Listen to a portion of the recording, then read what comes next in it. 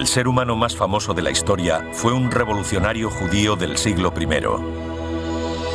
Su nombre, Jesús. Los cristianos creen que fue crucificado, que murió y al tercer día resucitó de entre los muertos y subió al cielo. Pero durante más de 2000 años, muchos han desafiado la veracidad de la historia bíblica y algunos han muerto por expresar sus dudas. Desde Jerusalén hasta pueblos del sur de Francia, desde la remota Cachemira a la exótica Filipinas, intentaremos resolver este misterio de más de 2000 años de antigüedad preguntándonos: ¿Jesús murió realmente en la cruz? ¿Murió Jesús?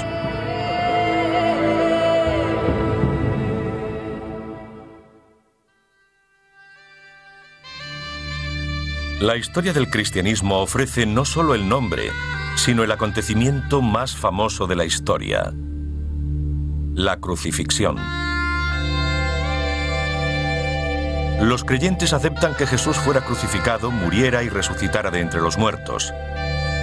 Pero a lo largo de la historia, siempre ha habido quienes se han hecho preguntas. ¿Puede morir un hombre tras solo 6 horas en la cruz? ¿Lo drogaron? ¿Qué ocurrió realmente en el sepulcro? Y si Jesús no subió a los cielos, ¿a dónde fue? Para muchos, estas preguntas corren el riesgo de minar la base del cristianismo y son extremadamente controvertidas. La parte crucial de la historia, fundamental para la fe, es la idea de que Jesús se levantó de la muerte. La resurrección. La resurrección es la historia primordial del cristianismo sin la que no podría haber una religión. Puede haber cristianismo sin virginidad de María, pero no se sostendría sin una historia de resurrección. A pesar de los esfuerzos de la Iglesia, la resurrección de Jesús y su ascensión a los cielos han sido campo abonado para la herejía. Algunos sugieren que Jesús fue rescatado de la crucifixión y huyó para vivir una vida secreta en el sur de Francia. Otros creen que sobrevivió y viajó a los reinos montañosos de Cachemira, donde vivió hasta los 80 años. Examinaremos estas controvertidas teorías con la ayuda de historiadores y teólogos.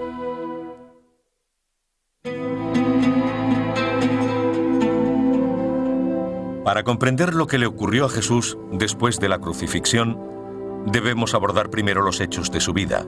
Pero, ¿qué es un hecho histórico? ¿Qué pruebas hay?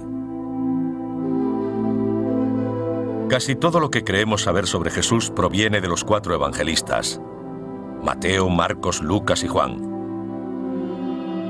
Pero solo Mateo y Juan fueron discípulos directos, los únicos que pudieron estar presentes en los acontecimientos que describieron. Aparentemente, los 4 evangelios fueron escritos entre 40 y 100 años después de la crucifixión, que la historia romana nos dice que ocurrió en torno al año 30 de nuestra era. Pero a pesar de conocer sus nombres, los modernos especialistas bíblicos no están absolutamente seguros de su autoría. Los evangelios circularon de forma anónima. No aparecieron firmados hasta el año 200.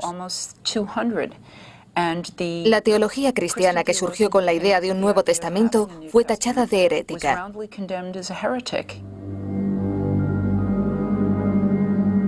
En todos los evangelios, la descripción de la muerte de Jesús es brutal.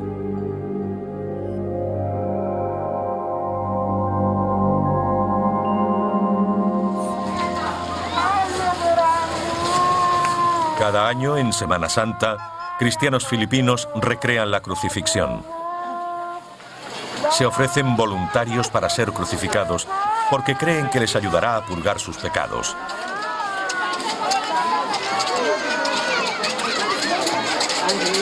Para los espectadores, es un sangriento recordatorio de lo que ocurrió hace 2000 años.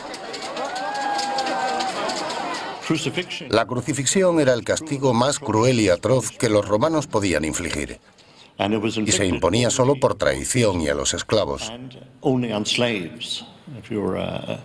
Los nobles traidores solían ser estrangulados, un método mucho más sencillo y menos doloroso.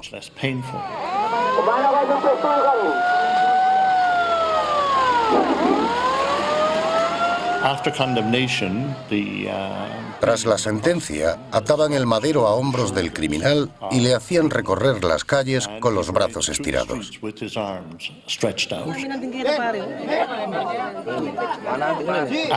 En el lugar de la ejecución, le clavaban de pies y manos a la cruz. En Filipinas lo hacen con clavos auténticos. Experimentan el dolor real que sintió Jesús.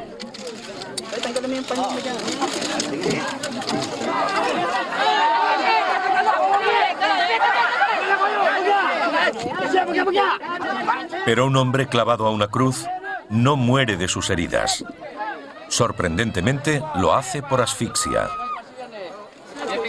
Colgado de los brazos, el pecho se comprime. Es difícil respirar sin apoyar el peso en las piernas. Con el tiempo, la tensión y el dolor imposibilitan la respiración. En Filipinas, los voluntarios permanecen 1 hora en la cruz.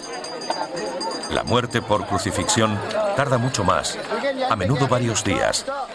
El único modo de acelerar la muerte en la cruz era romper las piernas, imposibilitando la sujeción del cuerpo y por lo tanto la respiración. Pero todos los evangelios coinciden en que Jesús murió de 3 a 6 horas después. La crucifixión comenzó en la hora tercia. Era la hora tercia cuando le crucificaron. Marcos 15:25. Algunos afirman que el Evangelio de Lucas describe la crucifixión más breve. Era ya como la hora sexta y Jesús, dando una gran voz, expiró. Lucas 23, 44-46. Mateo y Marcos le dejaron vivir un poco más. Hacia la hora nona exclamó Jesús. Mateo 27, 46. Los discípulos querían bajar de inmediato el cuerpo del maestro, pero el gobernador romano, Poncio Pilato, no estaba convencido de su muerte. Pilato se maravilló de que ya hubiera muerto. Marcos 15, 44. Un centurión tranquilizó a Pilato, el mismo que había dicho: verdaderamente este hombre era hijo de Dios. Marcos 15, 39. El cuerpo de Jesús fue depositado en una tumba donada por José de Arimatea. José y un hombre llamado Nicodemo velaron el cuerpo. Nicodemo, el mismo que había venido a él de noche, trajo una mezcla de mirra y áloe de unas 100 libras. Juan 19, 39. Estos relatos suscitan muchas preguntas, especialmente cuando son tratados como hechos históricos y no sagrados. ¿Por qué murió tan rápidamente? ¿Por qué José y Nicodemo metieron tantas hierbas en la tumba? Quizá por eso muchos entienden las dudas de Pilato. ¿Murió realmente en la cruz?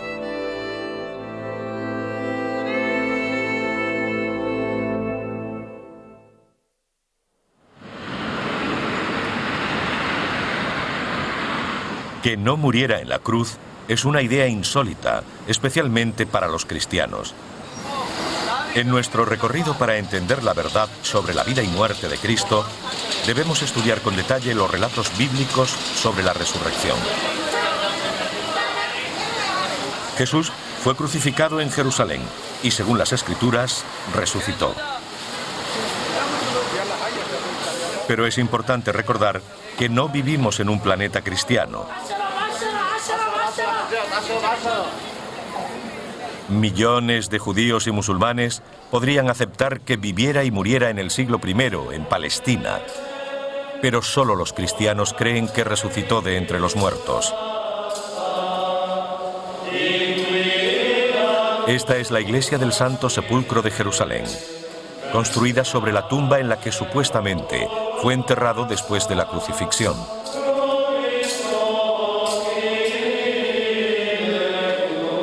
Según los creyentes, este es el lugar exacto de la resurrección, la piedra angular de la fe cristiana.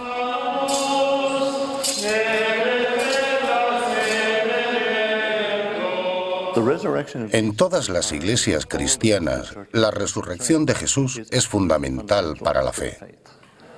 Y no creo que esto vaya a cambiar nunca. La resurrección es fundamental para la fe, pero en nuestro examen de lo que ocurrió es difícil hallar evidencias históricas sólidas. Los 4 evangelios cuentan historias diferentes. Leer los relatos de la resurrección es como leer 4 crónicas de un mismo partido de fútbol en 4 periódicos diferentes.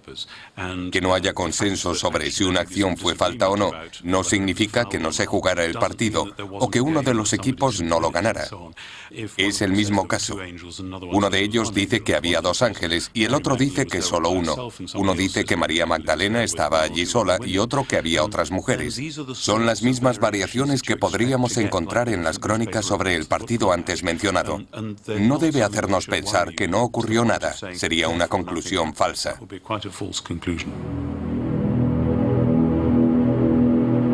Pero en las primeras versiones del Evangelio más antiguo, el de Marcos, no hay resurrección alguna. Termina simplemente con el descubrimiento de una tumba vacía. Los últimos versículos de Marcos, hablando de resurrección, fueron añadidos 200 años después.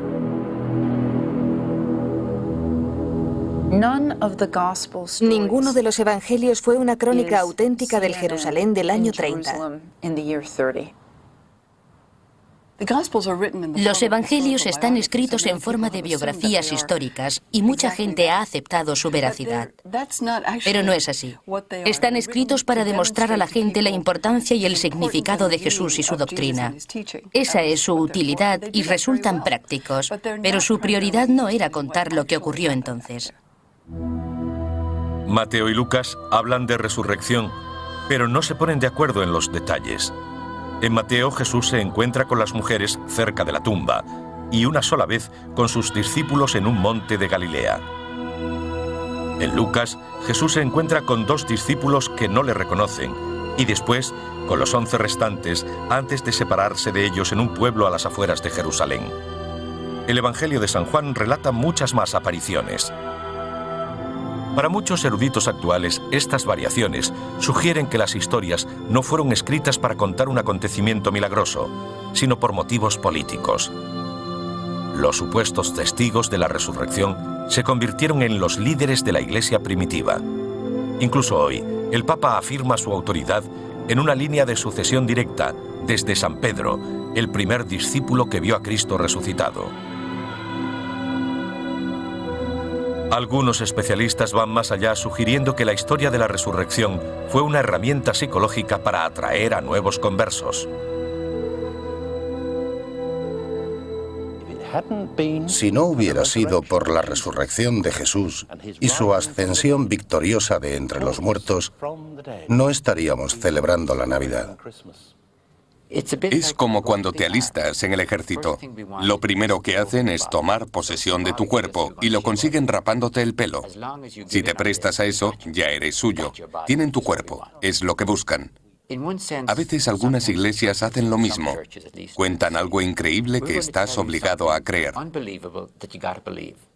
Si lo crees, también aceptas que ellos lo controlan todo y que sin ellos no irás al cielo. Pierdes la capacidad de razonar.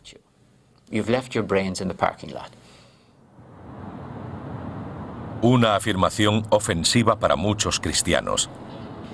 Injuriosa para los fieles de la Iglesia del Aeropuerto de Toronto, que se toma muy en serio la veracidad de la resurrección de Jesús.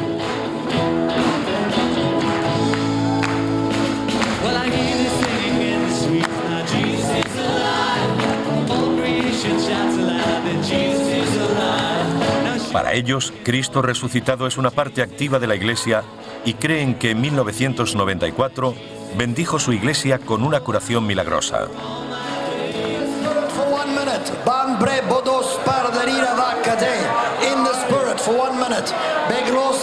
Desde entonces, miles de iglesias de todo el mundo afirman haber sido tocadas por la llamada bendición de Toronto. Glory is coming into the room. Hey, glory is coming into the room. Y en una espléndida iglesia de Toronto, construida con las contribuciones de los fieles, la congregación continúa celebrando su creencia en Cristo resucitado. Todas las semanas afirman que su fe tiene el poder de sanar milagrosamente. So God's going to heal you right now. There it goes, and the neck is healed in Jesus' name. Don't you like it? I like it. Bless you, brother. Hay muchas personas que defienden firmemente la veracidad de la resurrección. Muchos otros, cristianos y no cristianos, creen que los que mueren pueden seguir vivos de alguna otra manera, que Jesús puede estar vivo de otra forma. Hay muchos otros que lo toman como una imagen de esperanza. Después de todo, hablar de la resurrección de Jesús tiene mucho que ver con lo que pensamos sobre la vida después de la muerte o nuestras propias expectativas. El problema de la Iglesia del siglo XXI, en una era tecnológica y laica, es que muchos no creen en los milagros, y mucho menos en el de la resurrección. Desde el siglo XVIII, la gente ha sabido distinguir entre fe y creencia. La ciencia ha llevado a la religión a demostrar en lo que podemos creer.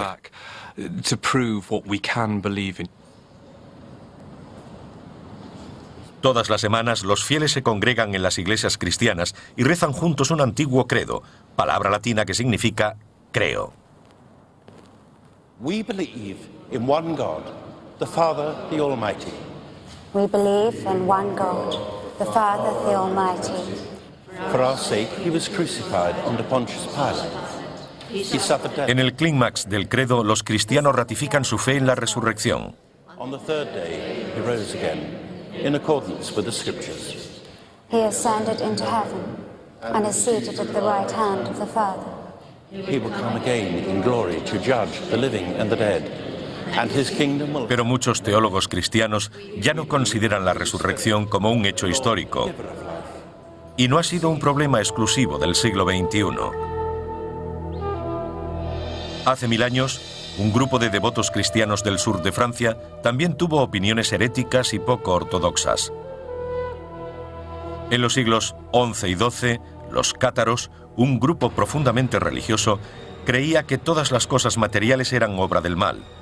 Veían a Jesús como un ángel que no podía haber sido crucificado ni resucitar como cuerpo físico. La Iglesia creó la Inquisición como respuesta a la herejía de los cátaros. En el 1244, los últimos 200 cátaros fueron quemados por herejes. La Iglesia siempre ha reaccionado duramente contra todo aquel que dudara de la autenticidad de la resurrección, porque ello implica la falsedad de las descripciones de los evangelios sobre la muerte y resurrección de Jesús.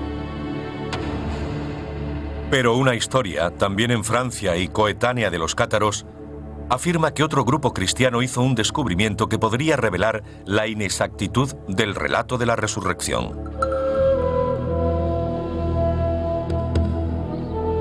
En el siglo XIII, esta zona era bastión de los caballeros templarios, una estricta orden religiosa y militar de monjes guerreros. El historiador local Thierry Lacombe ha pasado los últimos 12 años descubriendo la historia de los caballeros templarios de la región. Los templarios habitaron esta región y dejaron rastros por toda la zona. Allí abajo, cerca de Château de Blanchefort, están las ruinas de un antiguo puesto de mando templario.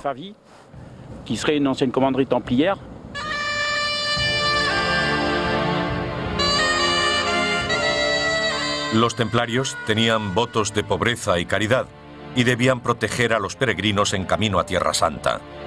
Pero su principal objetivo era mantener Jerusalén y los santos lugares de la cristiandad a salvo de las fuerzas del Islam. Durante los años que estuvieron en Tierra Santa, los templarios construyeron sus propios castillos, pero enterraron a sus muertos en cementerios excavados cerca del templo original de Salomón. Durante todo ese tiempo, creyeron haber descubierto grandes tesoros. Finalmente, los templarios se vieron obligados a abandonar Tierra Santa en 1186. Regresaron a Francia. Aquí mantuvieron su poder, riqueza y secretismo. No es de extrañar que la gente especulara sobre ellos. Así nació la leyenda de que los caballeros templarios habían descubierto los huesos de Jesús en Jerusalén. Los habrían trasladado a Francia y enterrado en algún lugar cerca de aquí.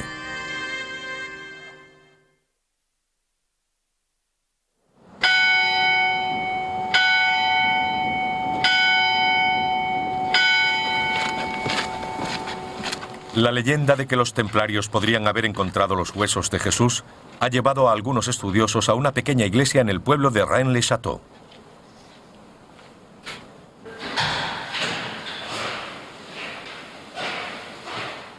El escritor Richard Andrews está convencido de la existencia de pruebas que podrían revelar lo que encontraron realmente los templarios en sus excavaciones en Jerusalén. No sabemos si los templarios encontraron reliquias, un osario con los que pensaron pudieran ser los huesos de Jesús. Si hubiera sido así, habría supuesto un tremendo shock para el sistema, porque ellos eran buenos cristianos. Habría desafiado toda la doctrina de la resurrección, porque eran restos mortales. Además, ¿por qué se arriesgarían los templarios a ser acusados de herejía trayendo los huesos del supuesto Jesús a esta zona? La respuesta es simple. Si creían firmemente que eran los huesos de Cristo, querrían guardarlos en un lugar seguro. En esta zona se puede ocultar incluso una iglesia. Ahora puedes perderte en estas montañas, y mucho más hace 1000 años. A finales del siglo XIX, el sacerdote local Bérenger Saunier afirmó haber encontrado documentos antiguos que le convirtieron en un hombre rico tiempo después. Richard Andrews ha descubierto pistas en estos pergaminos usando intrincada geometría y transfiriendo símbolos de pinturas antiguas en mapas igualmente antiguos con la esperanza de encontrar un tesoro escondido. Las pistas que hemos encontrado señalan un mapa con forma de hexagrama, también conocido como el sello de Salomón o estrella de David. Este mapa apunta a un lugar específico. Sabemos que el sacerdote Bérenger Saunier se hizo muy rico, pero también sabemos que no encontró lo que estaba buscando. Podemos deducir que Saunier recibió dinero de sus patrones para buscar un lugar en la zona que revelara quizás los huesos de Cristo.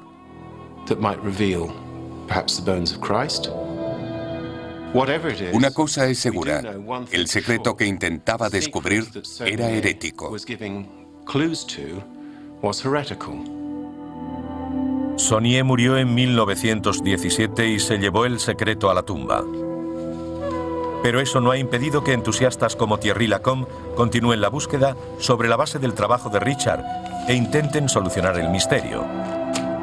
Usando mapas locales con líneas geométricas del pergamino original de Saunier, Thierry ha encontrado pruebas de la presencia templaria y cree estar cerca del lugar donde podrían haber enterrado los huesos de Jesús.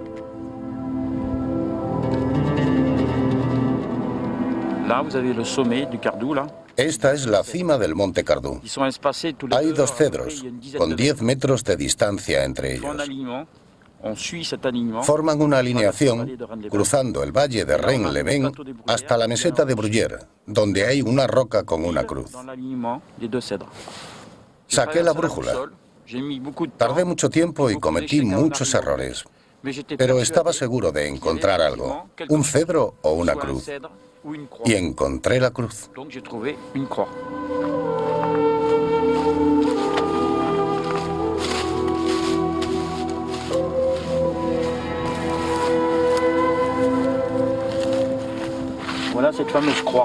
Esta es la famosa cruz. Estaba muy cerca, pero no la encontraba. Está algo apartada de la meseta. He tardado 12 años en encontrarla. Aunque los templarios transportaran los huesos de Jesús desde Tierra Santa, parece poco probable que Thierry Lacombe o Richard Andrews los encuentren alguna vez en estas montañas. Sin embargo, algunos han retomado las historias originales de los evangelios sobre la muerte y resurrección de Jesús y han llegado a conclusiones más creíbles, pero no menos sorprendentes, sobre lo que ocurrió exactamente hace 2000 años. En la historia sobre la tumba vacía leemos que el viernes matan a un hombre y el domingo ha desaparecido de ella. ¿Qué pudo haber ocurrido? O bien Jesús resucitó de entre los muertos, la afirmación cristiana por excelencia, o el cuerpo fue trasladado por otras personas. Fue robado. Pero existe otra posibilidad. Los evangelios describen cómo después de la resurrección Jesús comió, bebió y Tomás pudo tocar sus heridas. Los que buscan una explicación natural a los milagros han sugerido que Jesús estaba vivo porque no murió en la cruz. Hay muchas versiones de esa historia. Hace años apareció una en un libro llamado La conspiración de Pascua, que sugería que fuese dado en la cruz. Le bajaron antes de tiempo y podría haber sobrevivido. Es una posibilidad. Los discípulos lograron dar a Jesús algún tipo de sustancia con una esponja. Fijaron en un venablo una esponja empapada en vinagre y se la acercaron a la boca. Juan 19:29. Y murió inmediatamente después de tomar esa sustancia. Cuando hubo gustado el vinagre, dijo Jesús: todo está acabado. Juan 19:30. Pero por extraño que parezca, no es necesario insinuar que Jesús fue sedado para creer que pudiera haber sobrevivido. Se sabe de personas que sobrevivieron a la crucifixión. El historiador judío Flavio Josefo escribió sobre un amigo que lo hizo en la Palestina del siglo I. Se desplazó a un pueblo llamado Tacoa buscando terreno para un campamento romano.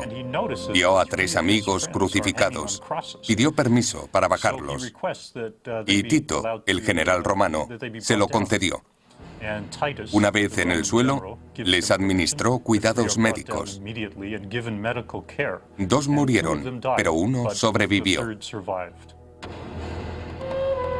¿Es posible que Jesús lo hiciera?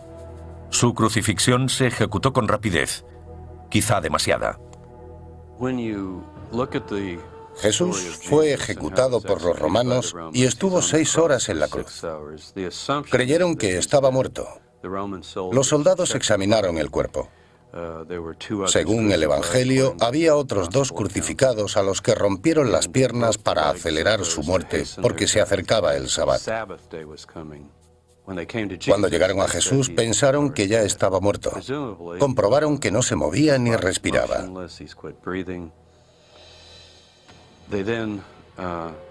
Prepararon el cuerpo y lo pusieron en una tumba, presumiblemente sellada. A efectos prácticos estaba muerto. Pero la cuestión es, ¿lo estaba clínicamente? La cuestión de la muerte clínica se suscita por el hecho de que una de las plantas que José de Arimatea metió en la tumba con el cuerpo de Jesús era áloe. Es curativa, no embalsamadora. En el mundo moderno y en el antiguo hay historias sobre personas aparentemente muertas, física y psíquicamente. No responden a ningún estímulo del mundo exterior, pero sorprendentemente reviven. Nosotros hablamos de resucitación, pero podríamos ser más exactos diciendo resurrección.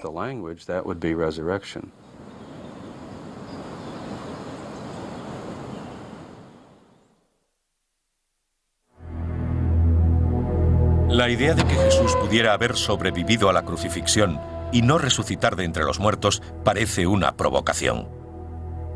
Pero todos los evangelios coinciden en que los discípulos lo vieron vivo. Que sobreviviera no significa necesariamente que la historia de la resurrección fuera un engaño o una falsedad. A finales del siglo XIX, el escritor inglés Samuel Butler, en su libro sobre la resurrección, propone la teoría de que si Jesús entró en un coma inducido y se recuperó en la tumba, él y sus discípulos habrían creído que su recuperación fue una resurrección milagrosa. Esta teoría tiene una gran credibilidad si la vemos a la luz de acontecimientos más contemporáneos. Solo en Estados Unidos hay más de 13 millones de personas con experiencias cercanas a la muerte que dicen haber visto la luz blanca y que lo toman como una especie de milagro. En el siglo I, sin investigaciones científicas de ningún tipo, ni hospitales, era lógico que la gente pensara algo así. Eso no les convierte en sinvergüenzas y mentirosos. Les hace personas auténticas que creyeron haber presenciado un milagro. Si Jesús estaba vivo, él y sus discípulos se enfrentaban a un serio problema. Si fue puesto en la tumba y reanimado de alguna manera, él mismo podría haber pensado que era un acto de gracia de Dios, una especie de experiencia mística con la muerte. Pero entonces había un problema práctico y político. Los romanos querían acabar con el Mesías.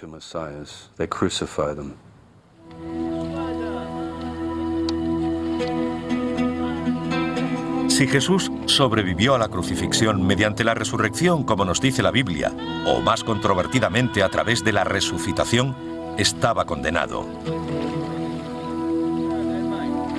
La Biblia resuelve el problema con un milagro llamado ascensión. Es llevado en volandas al cielo. Pero la ascensión no se menciona en la forma original de los evangelios.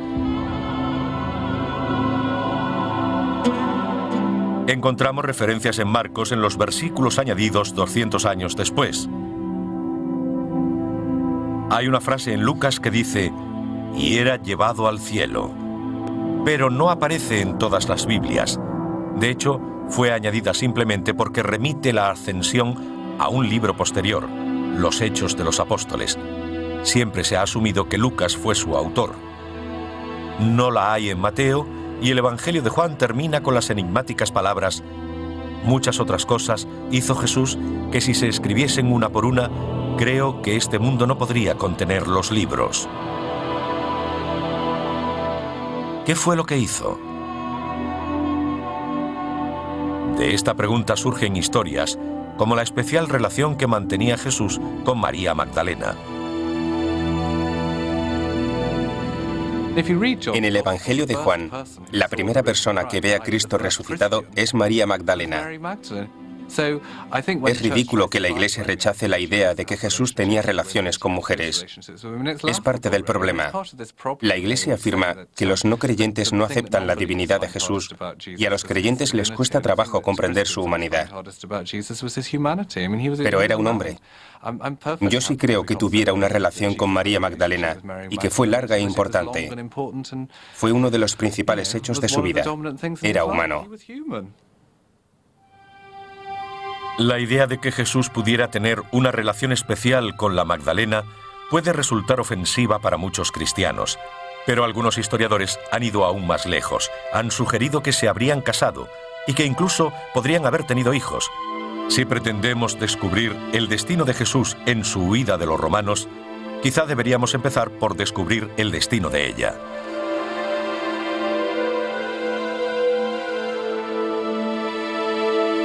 La tradición dice que unos años después de la crucifixión, María Magdalena se trasladó a la región de la Camarga, en el sur de Francia. Allí vivió y murió. La Basílica de Santa María Magdalena es un santuario a su memoria. Fue el centro de lo que terminó siendo el culto a la Magdalena. Hasta la Edad Media hubo un gran culto a ella en Francia. Los fieles querían creer en una figura maternal, pero la Iglesia se oponía a la existencia de esa figura por razones obvias. Porque podría haber sido la esposa de Cristo, podría haber tenido un hijo suyo y podría haber creado una descendencia.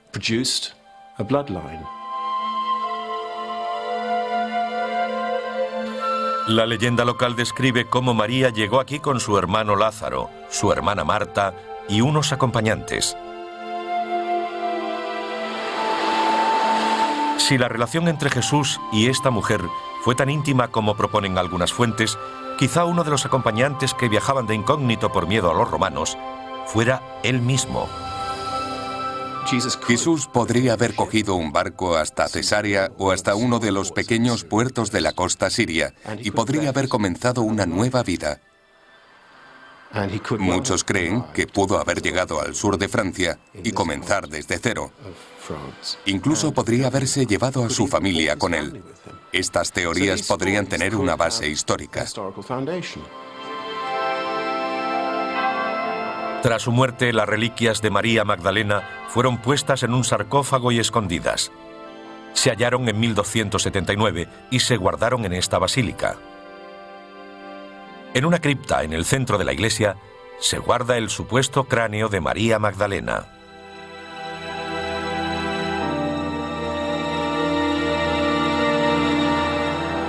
La idea de que Jesús viajara al sur de Francia puede parecer rocambolesca. Después de todo, si alguna de las historias fuera verdad, es difícil creer que los autores originales de los evangelios pudieran haber suprimido todas las pruebas. Si los fieles sabían que Jesús seguía vivo, habrían compartido esa información y habrían esperado el regreso de Jesús en un momento más seguro. Y la prueba de esa esperanza debería aparecer en algún lugar del texto original. Los discípulos esperaban el regreso de Jesús, esperaban lo que se conoció como segundo advenimiento, y no tenía que ser necesariamente un regreso milagroso. Jesús desapareció. Tanto si creemos en la reanimación como en el milagro divino, en el sentido tradicional de la resurrección, ya no estaba. Dijo que se iba. Lo curioso es que normalmente si alguien dice que se va para volver, se genera una curiosidad diaria que te hace preguntarte continuamente cuándo se producirá ese regreso.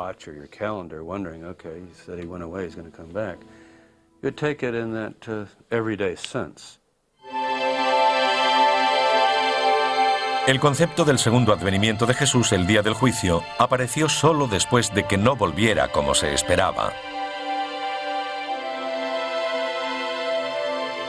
Pero si dejó Palestina, Francia no parece un destino muy probable. Después de todo, era una colonia romana. Algunos afirman que si sobrevivió a la crucifixión, su prioridad habría sido escapar de las garras de los romanos. Jesús tendría que abandonar la zona, pero la cuestión sería ¿a dónde ir? Solo hay que mirar los mapas. Palestina estaba en el extremo más oriental del Imperio Romano. De haber ido hacia el oeste, se habría metido en el corazón del imperio con 15 legiones desplegadas por el territorio. Si hubiera ido hacia el este, habría cruzado Arabia hacia Persia, la India o Afganistán, en esa dirección.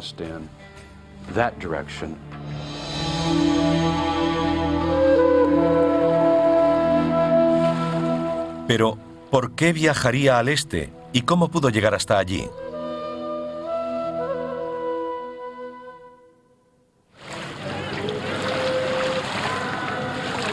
Si Jesús quiso ir al este, lejos del Imperio Romano, el viaje desde Israel debió ser muy fácil por tierra o por mar, por la ruta de la seda o la de las especias. Es un hecho aceptado que el discípulo Tomás viajó a la India y fundó la iglesia cristiana allí. Existe la tradición de que la iglesia india fue fundada por el apóstol Tomás. Viajar a la India no habría resultado ningún problema. Solo habría que ir a Gaza y unirse a una de las caravanas de la ruta de la seda. Y desde Yemen coger un barco a la India. Habría sido muy sencillo. Se hacía habitualmente. Hay otra razón por la que Jesús se habría sentido tentado de ir a Oriente. Pero para comprenderla, debemos regresar al año de su nacimiento. Todos conocemos la historia del Evangelio de San Mateo sobre los 3 reyes magos de Oriente que siguieron a una estrella y se presentaron ante el niño Jesús con regalos. Lo que quizá no reconocemos inmediatamente es la similitud entre esta historia y la tradición de una religión 500 años más antigua que el cristianismo, el budismo.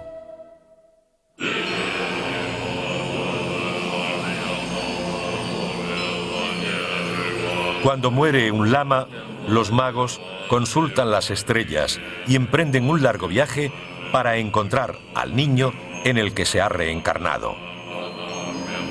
Cuando el niño crece, es apartado de sus padres y educado en la fe budista.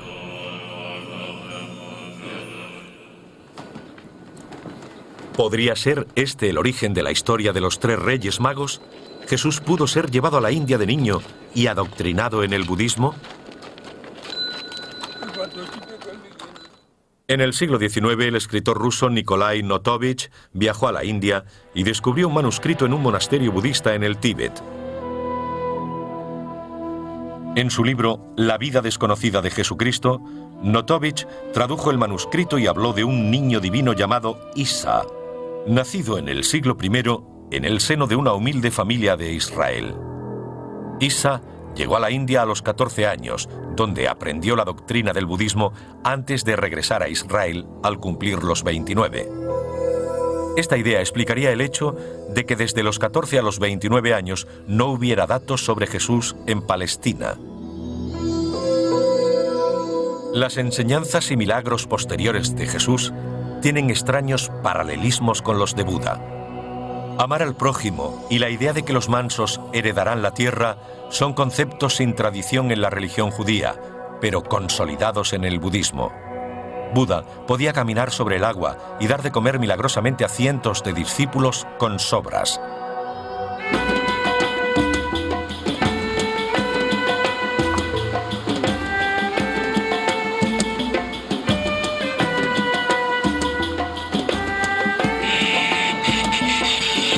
Si Jesús viajó o regresó a Oriente, habría leyendas como las del sur de Francia para respaldar la idea. Y naturalmente las hay.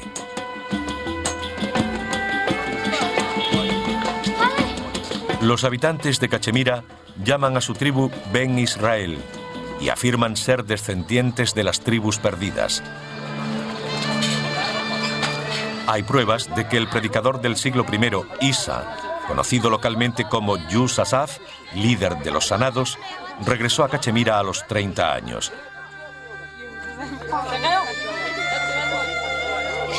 El magisterio de Yus Asaf aquí es una continuación del de Jesús.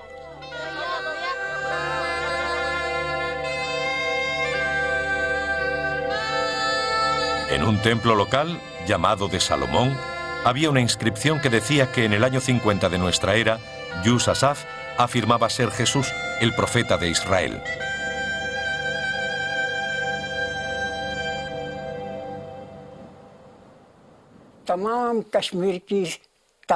Los libros de historia de Cachemira nos dicen que Yus Asaf viajó al extranjero. Era un profeta, un mensajero. Llegó de Israel para divulgar sus enseñanzas. Vivió y murió aquí.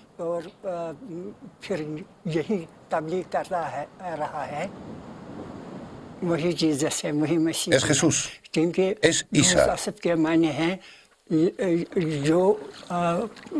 Yus Asaf significa líder, pastor, el que enseña a otros. Nuestros libros de historia confirman que en Cachemira Isa fue conocido como Yus Asaf.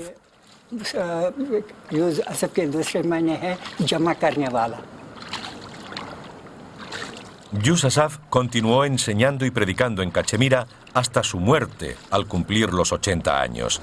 Fue enterrado en Srinagar.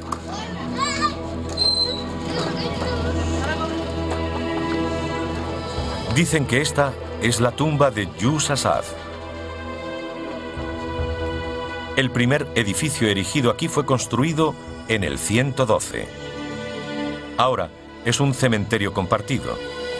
En el siglo XV, el santo musulmán Siad Nazir Uddin también fue enterrado aquí. Aunque ambas lápidas están colocadas en dirección norte-sur según la tradición islámica, el cuerpo de Yus Asaf fue enterrado debajo en una tumba excavada en dirección este-oeste, según la tradición judía.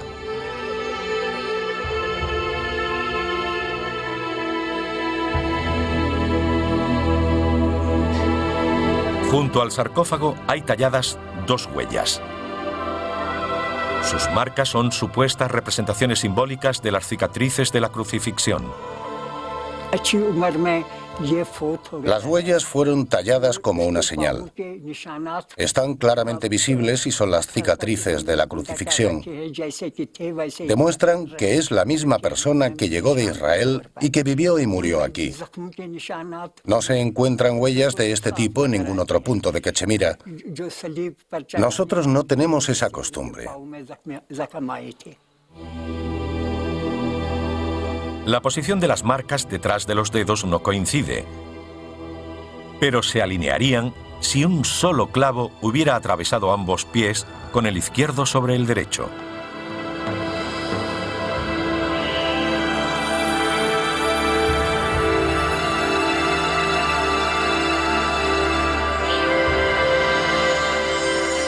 Muchos creen que es la tumba de Jesús.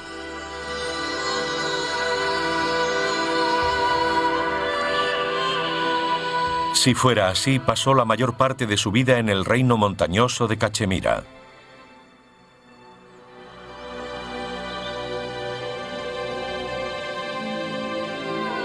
No hubiera muerto en la cruz. No habría resurrección. No subió a los cielos y no se sentaría a la derecha del Padre. Para muchos cristianos, sería el fin de su fe tal y como la conocemos. Pero para algunos, la historia original sigue teniendo un poder poético. La resurrección tiene que ver con la muerte. Lo que nos une a todos es que nacemos y morimos. Son dos cosas de las que no sabemos nada. Hay un gran vacío en el antes y en el después. Todas las religiones están obligadas a tener un concepto sobre la forma de tratar con la muerte.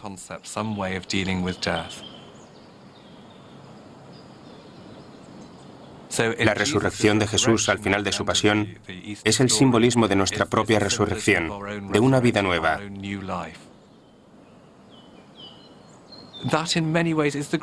Esa es la gran fuerza del cristianismo.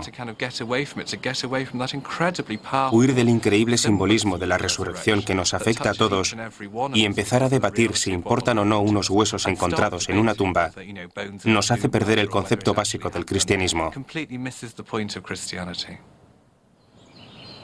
Siempre habrá alguien para quien no signifiquen nada ninguna de las inconsistencias de los evangelios. Para ellos, la historia seguirá teniendo el sello de la verdad evangélica. Entiendo que a la gente le resulte difícil creer por qué sabemos que estas cosas no ocurrieron. Si alguien nos dice que ha visto un muerto resucitado, pensaremos que está loco. Jesús no desapareció. En los evangelios no encontramos testimonios de personas que lo creyeran como una verdad absoluta. Son relatos de personas que también desconfiaron de ese hecho.